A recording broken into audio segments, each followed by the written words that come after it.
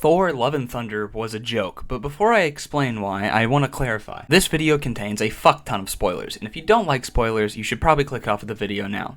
Yeah! Treat her like a bitch! So every time I upload, my DMs get flooded with more old southern white women than a Baptist Bible study. And what do they want, you might ask? That young, successful YouTuber penis, of course. They say I swear too much. That's pretty much it. Does it faze me?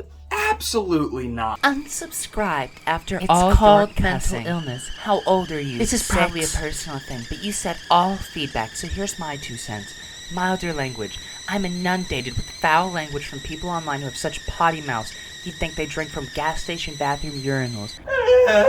So as a solution, I created the coin cup. Every time I say a word like I have to put a coin in the jar, i.e., fuck. I have a coin somewhere in here, I think. Oh, damn it, that's my favorite penny.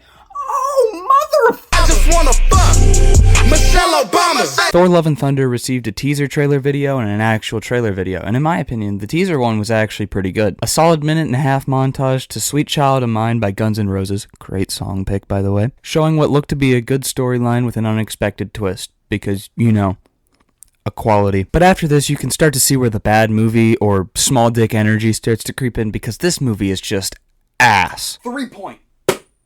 Fucking missed. The trailer starts off with this wannabe Master Oogway shot, and it feels like it just doesn't fit. Like, yeah, it's cinematic, but it just doesn't fit. In fact, in my opinion, the entire trailer doesn't feel like it fits. Instead of feeling like a trailer, it feels more or less like a brief synopsis montage of the entire movie. And like, I mean, how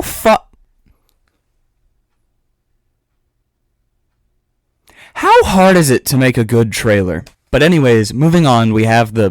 I ain't never had sex before, I got a bad... So as most of you may know, every time there's a huge theatrical release, McDonald's likes to release toys to advertise for this movie.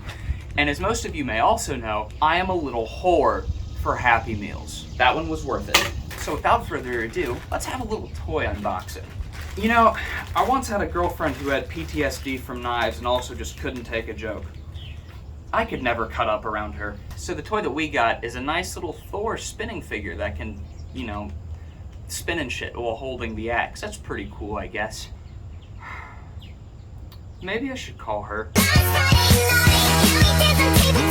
I used to think the fastest way to get a circumcision was to hit a speed bump while getting road dumb, but after seeing this movie, my dick just voluntarily detached like a Voltron limb and just left the theater. The movie starts off with this really strange sequence of Gore and his daughter about how the God Butcher came to be as to how Gore's daughter died and the god didn't save them, and so Gore decides that he's going to kill all gods as revenge. And I mean, I sat there watching this scene with my overpriced movie theater cup in one hand and my painfully flaccid cock in the other, and I was like, man. After all of this, the camera cuts to find out what Thor's been up to, being Thor and fucking shit up. Next, we cut to Janefoster, who most moviegoers would be surprised to know that she was born in July because she has cancer.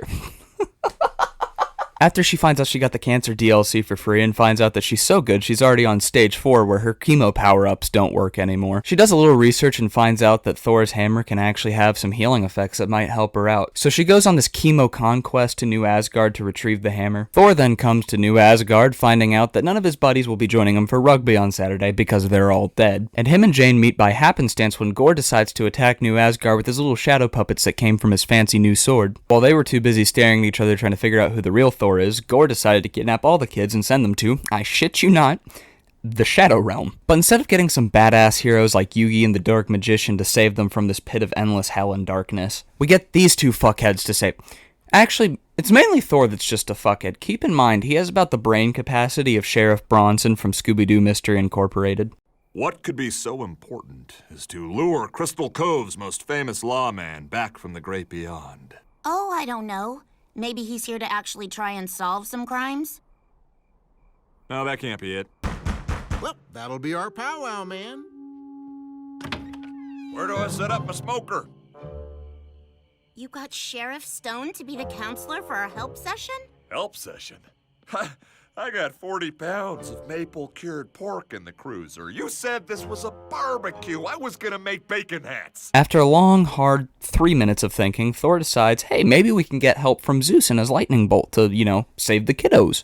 Dressed in end quota disguises, Thor, Valkyrie, Korg, and Jane all pull up looking like a country club Fantastic Four to Omnipotent City to talk to Zeus. And after that doesn't work out, Zeus shames Thor in public by making him go naked, and Thor, in a crazy sense of battle, ends up striking down Zeus with his own lightning bolt, which is arguably one of the hardest scenes in the movie. Speaking of hard, I had a raging boner the entire time I watched Thor fight naked. After they've secured the lightning bolt, they go to fight Gore, who, may I mind you, has the personality mix between a shitty Voldemort and a shitty Joker, and it just doesn't mix well as a personality type. There's a huge battle, and everyone's fighting, and then, Jane collapses and says something along the lines of, "Oh, wow, I can really feel all 4 stages of these cancer." Thor then also loses his axe to Gore, so they have to go back to Earth and get Jane to a hospital and recuperate and figure out what they're going to do next. They then find out that the hammer is actually stopping Jane from healing with the chemo treatment. They can't go through with any medical procedures until she gets away from that hammer. So Thor, looking at Jane lying in this hospital bed, he gives her the face of,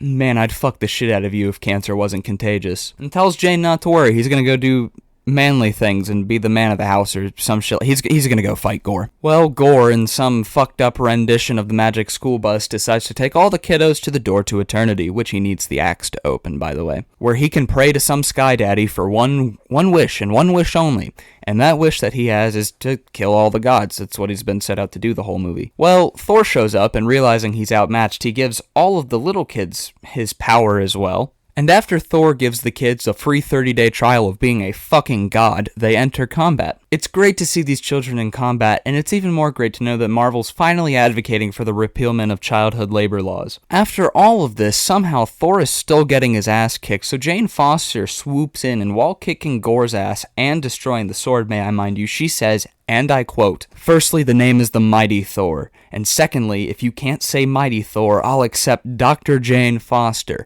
and thirdly, eat my hammer," which is such a bad catchphrase. I mean, there's so many better things she could have said, like, "Crank that, soldier bitch." I mean, this line was so bad, and I mean, damn it, Natalie Portman is a Hollywood actress. You'd expect her to know how to do a line. Well, anyways, Thor gets his axe back, and Gore gets his sword destroyed, so no more god butchering, I guess. But the door to eternity is open, and with Gore walking inside, Thor's met with the dilemma of either tending to Jane or going and talking to Gore and trying to reason with the guy. Jane then hits him with some line along the lines of, "Oh, don't worry, I'll just sit here making sure I still have all 4 stages of my cancer," or some shit like that, I don't know. So after entering the door to eternity, Thor's conversation with Gore goes something along the lines of, "Hey man, instead of wishing for all the gods to die, you could just wish for your daughter back. Isn't that what, caused the whole thing in the first place?" "Yeah, but, I'm gonna die soon, and, I don't want to be an absent father figure," and Thor just hits him with the, "Psh, don't worry about it. I'll take care of her." So Gore dies, and Thor ends up taking care of Gore's child, hence the name Love and Thunder. So what are my thoughts on the movie? I'm so glad you didn't ask. I mean, in my opinion, the movie was pretty good. The sound effects, design, pacing, etc. were all done fairly well, but it felt like Love and Thunder tried way too hard to be a comedy movie this time around. Don't get me wrong, there were some okay jokes, but so many of them just didn't land, but you can see where the attempt was. But in my opinion, the movie wasn't really that bad, so I'm gonna give it a 6.5 out of 10. With that being said, if you enjoyed the video, please feel free to like, subscribe, and turn post notifications on so you don't miss another video of me talking about stupid shit for the entire internet to hear. My other socials, including my Instagram and Twitter, will be in the description below, as well as all of the music I used in this video. And without further ado, be good people, and peace out. Not trying to brag, tell myself it's possible, now get up off your ass. Keep these bitches on the shortest list, you get a pass. Anger in your heart, some valid reasons that you made.